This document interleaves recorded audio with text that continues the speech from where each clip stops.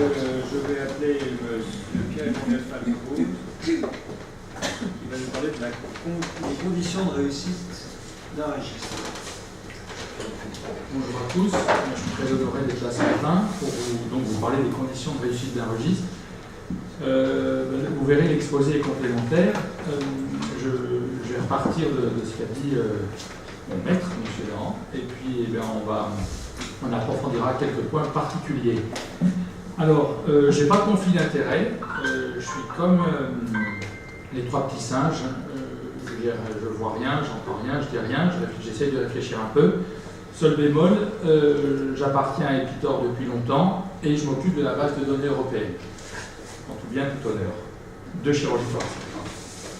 Alors, voilà d'où on part de l'expérience Epitor 2003-2016. C'est un exposé qu'avait fait M. Dahan en 2016-2017, ici même 2016, je crois, ici même. On parlait d'Epitor, de sa genèse, de ses développements et un petit peu de futur avec les développements récents potentiels. Et dans cette présentation, qu'est-ce qu'on disait? Eh bien, attention, pour les registres, il y a quelques obstacles qu'il faut surmonter, des obstacles à la réussite. Le retour des utilisateurs des registres, c'est oui, mais c'est bien gentil votre affaire, mais moi ça me fait perdre du temps quand je sors du bloc, j'enchaîne sur un autre bloc et de rentrer mes données, je perds du temps. Et puis, ce qu'on entendait aussi fréquemment, ce qu'on a beaucoup entendu, c'est bien gentil tout ça, moi je mets mes données, mais ça va pour tout le monde, mais moi j'ai rien en retour. Et autre chose qu'on entend encore, oulala, moi je vais mettre des données, mais si j'ai un mort, tout le monde va le savoir, quid de la confidentialité des données. L'idée qui a émergé pour surmonter les obstacles, c'était de faire un registre qui était utile, utilisable, et donc de ce fait-là utiliser les fameux 3 U. Alors, quand on parle de réussite, il faut aussi voir la réussite pour qui elle est. Donc c'est l'histoire du verre à moitié plein ou à moitié vide. La réussite, elle est pour le chirurgien lui-même, à l'échelle individuelle. Est-ce que c'est une réussite de service dans lequel travaillent différents chirurgiens? Est-ce que c'est le registre de la société savante? Est-ce que c'est la réussite de la société savante? Ou à une étape supérieure, ou à un niveau supérieur de l'échelle, au niveau des tutelles? Sans anticiper beaucoup, je crois qu'on peut dire que la réussite, c'est une réussite globale. Un registre réussi va servir pour le chirurgien lambda qui travaille dans son coin, pour son service, pour sa société savante, et pour les tutelles que tout le monde trouve du profit. Puis il y a aussi quand même des personnes qu'on oublie là-dedans, c'est les patients. Alors, en clair, comment on réussit un registre? Il faut que ce soit simple, il faut être pragmatique. On est tous chirurgiens, on aime des choses simples et carrées. Eh bien, il faut que la gestion des données soit simple et il faut que l'information soit structurée et facile d'accès dans un sens ou dans un autre. Alors, ma présentation elle va s'articuler autour des 4-5 points suivants. Concernant les conditions de réussite, tout d'abord, il faut qu'on ait une définition standardisée et commune des items. On y reviendra, on va y revenir tout de suite. J'insisterai ensuite sur la problématique des données manquantes, comment on peut lutter contre, le contrôle qualité, le score de qualité, ça M. Dahan vous en a déjà parlé, mais je crois que c'est très important. Comment on peut faciliter et faire en sorte d'avoir un bon retour vers les contributeurs pour avoir une satisfaction des personnes et des chirurgiens qui au quotidien rentrent leurs données, et puis on conclura. Alors, pour faire un registre, il faut que les items qui soient dedans soient complètement bien définis, standardisés, et qu'on ait des définitions qui soient simples, faciles d'accès et claires pour tout le monde. Alors, qu'est-ce qu'on a fait dans Epitor et quelle est un peu la tendance? C'est éviter l'écriture libre, faire des menus déroulants. Comme ça, on n'a pas le choix et ça évite tout type de poésie qui n'a pas lieu dans ce cas-là. il faut que les items ne soient pas trop nombreux. Ce n'est pas un catalogue, ce n'est pas un dictionnaire. Il faut que les items du registre soient spécifiques à la spécialité. Pas trop nombreux, ça veut dire que si on se trouve à rentrer des données pour un patient où il y a 200, 250 ou 300 items, 300 variables, ça va être trop long. Il faut bien les choisir. Dans Epitor, on a fait le choix d'avoir des items obligatoires. Ceux-là, on ne peut pas les éviter. Et d'autres qui sont facultatifs. Avec l'idée, au début, on a commencé par 14 items obligatoires, et puis petit à petit, d'augmenter le nombre d'items obligatoires et de diminuer le nombre facultatif. Là, actuellement, on a, à la fin de chaque page, dans Epitor, une alerte qui apparaît si des données, si des items ne sont pas remplis. C'est juste une alerte, c'est pas forcément bloquant, mais c'est une alerte. Attention, on n'est pas rempli. Et puis, un registre pour qu'il soit réussi, et eh bien, il faut qu'il soit évolutif et réactif. Donc, évidemment, plus question d'installer le petit logiciel dans son coin, c'est un registre tout Internet qui est évolutif au fil du temps, donc qui a une maintenance prospective. Par exemple, l'adaptation du TNM, chaque fois qu'on change de catégorie de TNM ou de classification, pardon, ben ça doit être adaptatif. Et puisqu'on a déjà anticipé dans la discussion de tout à l'heure, on peut faire des items ciblés, on peut rajouter des items ou en fonction de demande pour soit une étude particulière, eh bien, par exemple, on peut faire une année sur un focus complications bronchiques, ou une année sur un focus vidéo en augmentant le nombre d'items pour certains patients.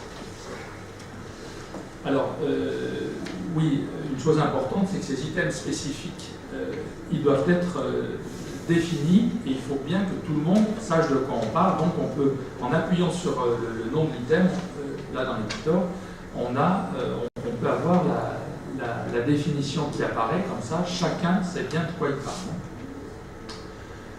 Alors, ça c'est une étude qu'on avait faite au niveau de la Société européenne il y a 3 ans maintenant. On a harmonisé les items entre les 2 grosses bases de données, les 2 gros registres, le registre américain de la SDS et le registre de la Société européenne de chirurgie thoracique. On a voulu voir. Alors, on n'a pas été déçus, ça a été un travail de longue haleine. Dans ces 2 registres, il y avait des items, quelques-uns qui se matchaient facilement. Des items qu'on avait, nous, à la Société européenne, que les autres n'avaient pas. Et puis, parmi les items communs, eh ben, il y en avait, le nom était commun, mais la définition était différente. Et ça a été un travail d'harmonisation. Alors, sur la date de naissance, ça a été assez simple. Quoique, il a fallu qu'on se définisse comment on la rentrait. À l'américaine, à l'européenne, ça c'était pas très compliqué. Mais par exemple, la définition d'infarctus n'était pas la même dans les deux registres. Donc, après un travail assez long, on est arrivé à une standardisation et à avoir maintenant 2 registres de part et d'autre de l'Atlantique qui ont des définitions identiques, standardisées, communes. Et ça, c'est pour des travaux futurs, c'est quelque chose d'important parce que maintenant, c'est relativement simple quand on veut comparer les données américaines aux données européennes de standardiser pour l'analyse statistique. Ok, deuxième problème, les données manquantes. Alors ça, c'est un vrai problème. Comment est-ce qu'on peut faire? Comment est-ce qu'on peut lutter contre ça? Alors, bon, c'est peut-être un petit peu simpliste, mais le mieux, c'est de ne pas en avoir, les données manquantes. Ça, qu'est-ce que peut valoir une analyse, par exemple, des résultats d'une technique, si on n'a pas la mortalité à 1 mois? Ou si on a une mortalité qui est un petit peu, on pense, pas forcément bien estimée. Alors, le gestionnaire de base, il doit être hyper attentif. Alors, sur les items importants, par exemple la mortalité en cancérologie, si on a un registre où il n'y a pas la mortalité ou si elle est sous-déclarée, il y a manifestement dans Epictor, on a mis des alertes. Sur les critères de jugement, quand on fait un focus particulier, principaux, critères de jugement secondaire, si on n'a pas, si la donnée manquante, on ne va pas aller bien loin. Et donc, les items qu'on juge importants, il faut les rendre obligatoires. Ça fait partie des conditions. Voilà une étude, j'en parle d'autant plus facilement que c'est moi qui l'ai publiée, je suis plus ou moins fier, mais enfin bon. Base de données européenne, on avait comparé la vidéo à la thoracotomie dans la base. Voilà, on avait fait une belle petite étude, 2700 patients de chaque côté. Alors on a 50, vous voyez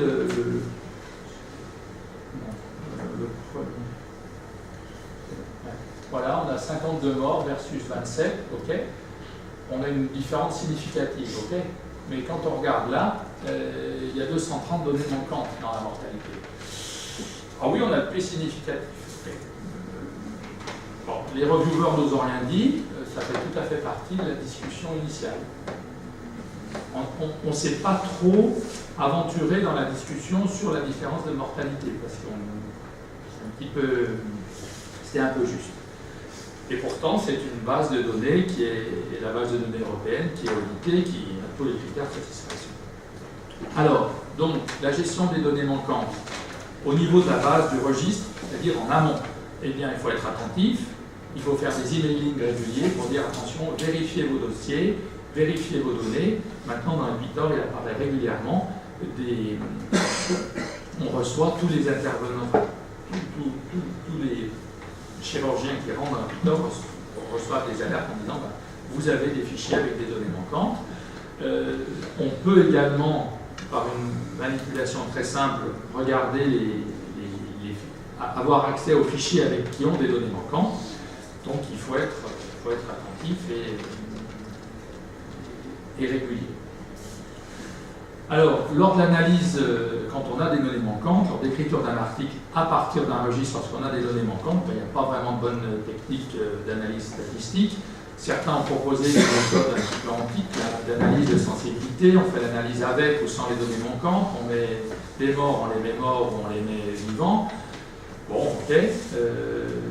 Alors actuellement, on est plus dans les modèles d'imputation. Là, je vous ai mis ce qui se ferait, l'article de 2014, pardon, dans la sphère pulmonaire, je dirais, sur la façon d'imputer les données manquantes. C'est très statistique. Encore une fois, le mieux, c'est de prendre un. Alors, contrôle qualité, score qualité. Eh bien, là encore, ça reprend une des discussions. On a publié en 2014 des guidelines. Et ces guidelines, devinez quoi? Eh bien, ils ont été tirés de la base de données. Et de la base de données, on a des guidelines. Et avec les guidelines, on implémente la base de données. Tout est un tout et tout est lié. Alors, là, je suis à un niveau européen. De la base de données européenne, on a fait un score qualité qui s'appelle le CPS, le Composite Performance Score, qui mêle des items préopératoires, opératoires et post-opératoires. Et en fonction d'une savante méthode de calcul, eh bien, pour chacun des centres, on calcule le CPS. Et s'il est supérieur à 0, s'il est positif, en clair, eh bien, on a un CPS satisfaisant qui permet d'entrer dans la catégorie des centres qui seraient certifiables ou accréditables. Alors ça, c'est juste la page d'accueil de la base de données européenne, où on voit en temps réel le CPS qui est calculé. Donc ça, c'est ce qui est sur la droite. Et en même temps, comme une incitation, eh bien, sur certains items choisis, le taux de complétude des items de cette base-là, UK 5. Donc on se dit, bah là, 90, si l'idée c'est que le jour où le CPS passe dans le rouge, bon, on pense que le chirurgien ou le centre va se dire, bah là, il faut peut-être faire un effort pour remonter dans le vert. C'est vraiment une incitation visuelle, je dirais. Au niveau des bitors, M. Dahan vous en a parlé, l'idée du score qualité, c'était de comparer la base locale à l'ensemble de la base.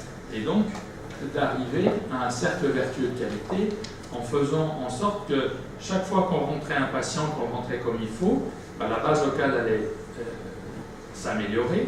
Comme la base locale est implémentée dans la base nationale, il allait y avoir une amélioration de la base nationale. Et comme on se compare à la base nationale du point de vue local, eh bien c'était gagnant-gagnant, on augmentait.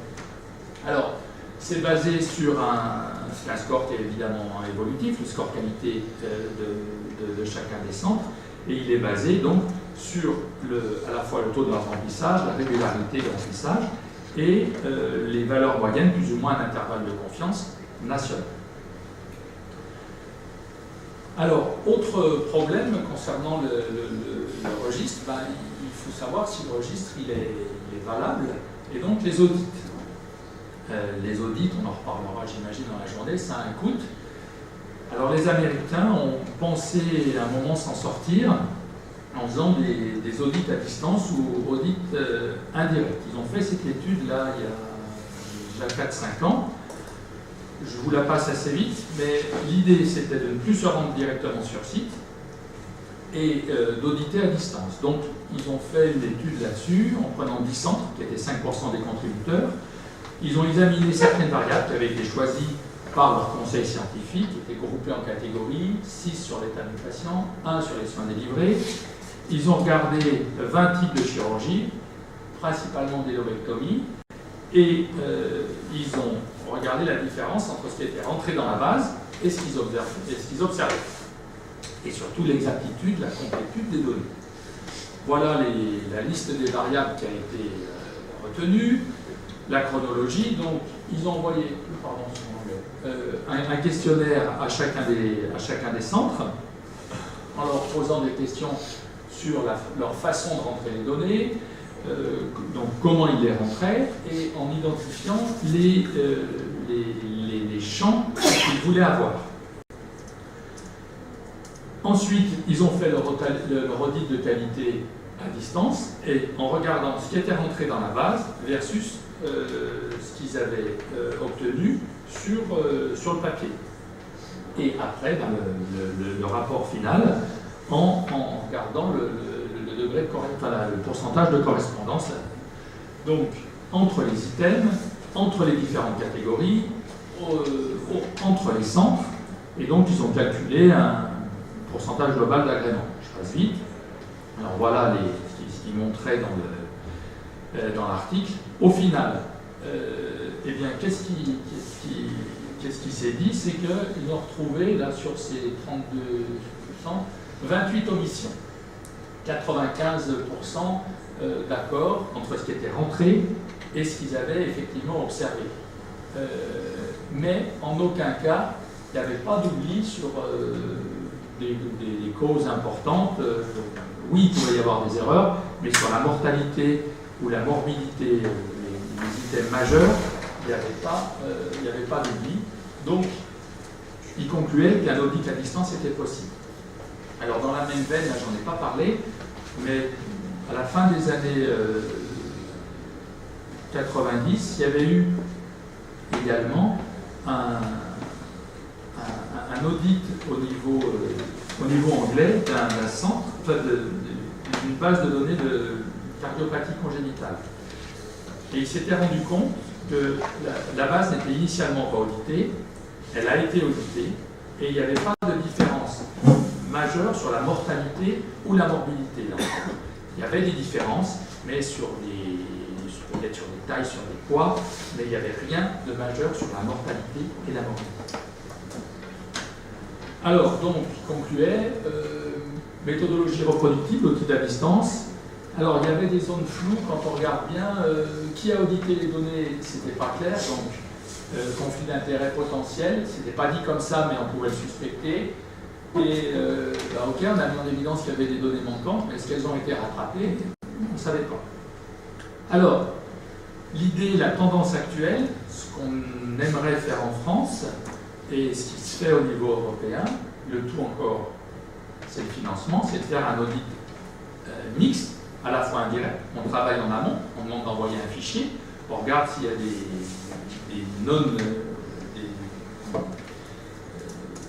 des problèmes de remplissage, de complétude, d'exactitude. On se base sur le score de qualité, avec notamment les données montantes, le remplissage, et puis ensuite, si on satisfait à cet audit-là, on passe à l'audit sur site.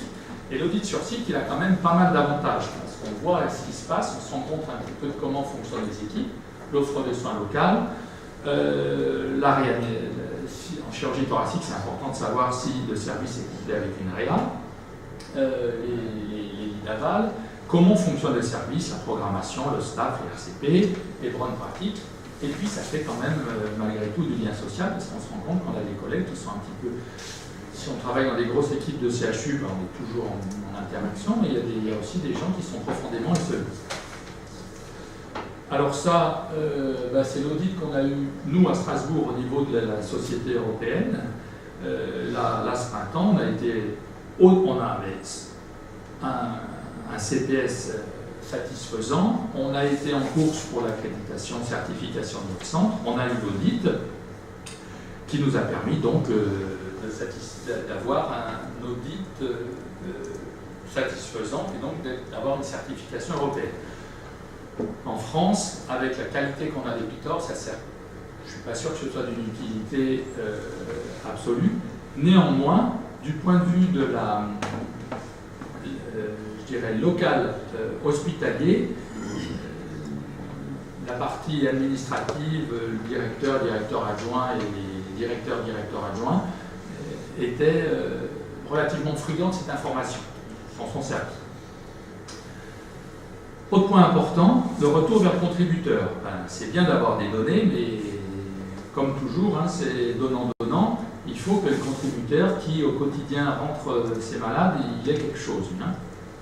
Alors, on a dit que c'était une perte de temps, c'est pas vrai, une fois qu'on s'est fait, en 3 minutes, le dossier est rentré. L'idéal, c'est de le rentrer en sortie de bloc et pas de rentrer les 50 patients tous les 3 mois, c'est de le faire au fil de l'eau. Quand on connaît son patient, en sortant du bloc, clac, on l'initialise, ça n'a pas beaucoup longtemps. Monsieur Dahan vous en a parlé, le retour des données, il est fondamental. Et là, il y a la boucle Epitor qui est présentée. Bien sûr, ni le patient ni le chirurgien sont identifiés au niveau de la base, et on peut avoir la base nationale anonymisée pour travailler dessus, pour se comparer en faisant du benchmarking. Alors, mot-clé, benchmarking, voilà ce que nous concocte régulièrement Marcel Dahan. C'est vraiment un tableau de bord. Alors celui-là, je peux vous le montrer, c'est le mien, j'ai rien à cacher, j'ai pas honte.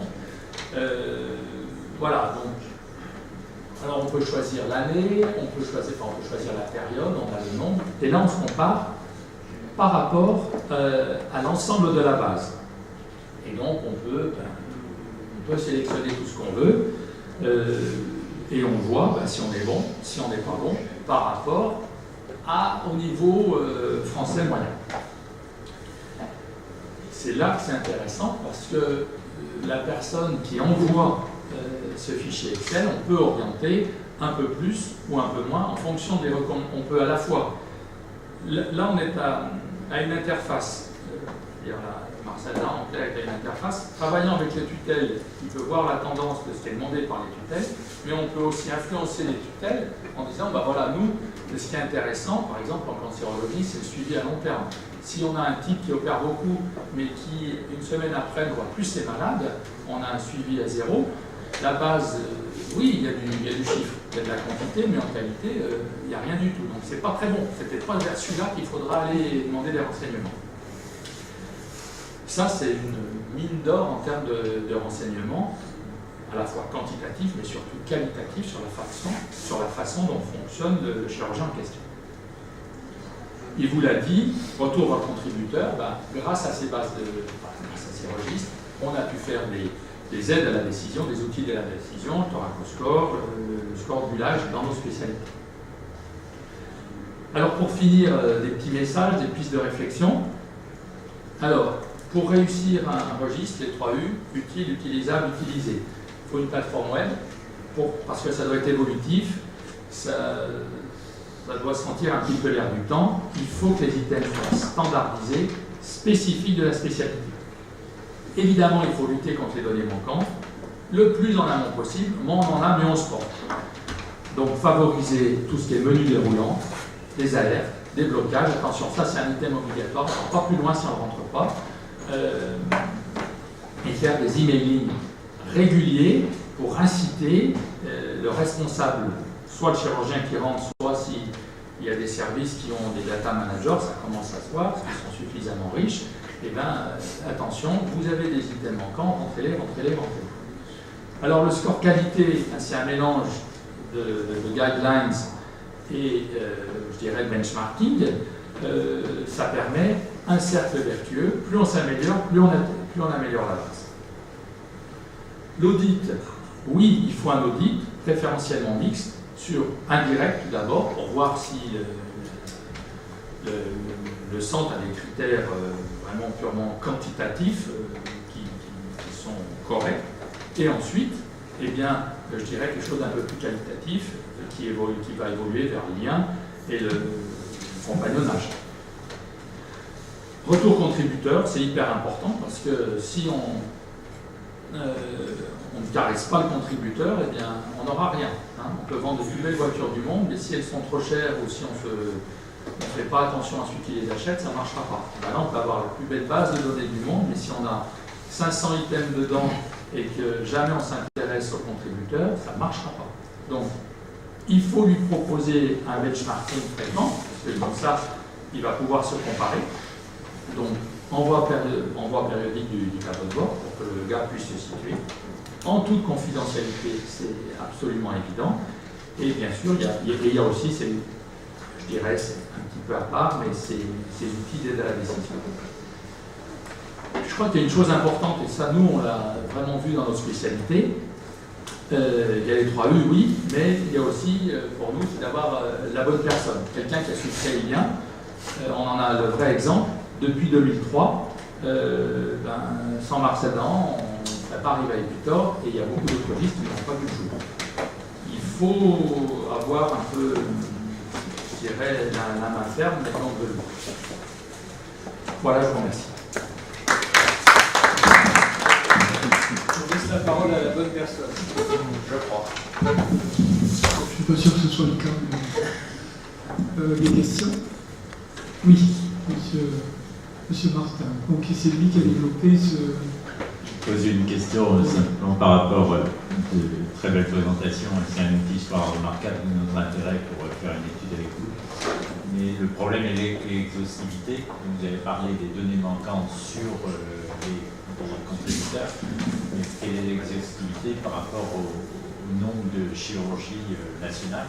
Et est-ce que vous avez des recoupements, par exemple, avec les données PNSI ou l'ANAPAT? Alors, l'ANAPAT, non, clairement non. On n'a pas les comptes rendus, ça pourrait être une évolution d'avoir l'incorporation du compte rendu, non. On a une ANAPAT qui est relativement robuste. Quand je parle d'ANAPAT, c'est les laboratoires d'ANAPAT qui forcément ont des données. Non, aucun lien. Par contre, le PMSI, je pense qu'Alain Bernard sera bien placé. Moi, j'en étais resté qu'on avait 60%, 70%, mais ça, c'était avant la version web. Maintenant, il va en parler. D'autres questions? Non, c'est une question notamment un peu provocatrice, mais pour les problèmes d'exhaustivité, parce qu'en effet, c'est un point dur. Est-ce qu'on ne pourrait pas imaginer, dans le système français, de dire, pour que l'exhaustivité soit majeure et pour impliquer la CNAM, d'avoir un système où le paiement de l'acte dépend, parce qu'actuellement ça dépend de tout un tas de trucs totalement administratifs et débiles, que là au moins ça dépend de quelque chose qui ne soit pas débile, qui soit la rentrée dans un registre pour un certain nombre, et notamment pour tous les actes nouveaux. Je veux dire, on aurait eu, dans l'exemple d'un certain nombre de prothèses, on aurait eu ce système-là, on se serait aperçu de certaines catastrophes très vite. Et donc, je voulais avoir votre avis là-dessus, parce que si, en effet, les gens qui ont l'expérience de registre se disent c'est peut-être pas forcément idiot de faire ça, on peut avoir au niveau de l'Académie de chirurgie un certain poids pour négocier avec la CNAM, pour leur dire, dans les gestes nouveaux, ou dans les gestes qu'on passe de centres d'experts à l'ensemble de la population chirurgicale, parce que c'est possible de le faire, d'avoir ce système de registre obligatoire, payant et payé quand le registre est rempli. Qu'est-ce que vous en pensez? Avant que Olivier réponde, juste pour dire qu'il y a certains pays où ça existe, notamment au Danemark. Olivier, tu voulais... Non, c'est pas répondre, c'est compléter ce que vient de dire François. En fait, je ne sais pas si ça arrivera jusqu'au bout et sans rien déflorer. Nous devons, il y a un comité de pilotage de la recertification qui va devenir le comité national de la recertification des médecins en tout cas.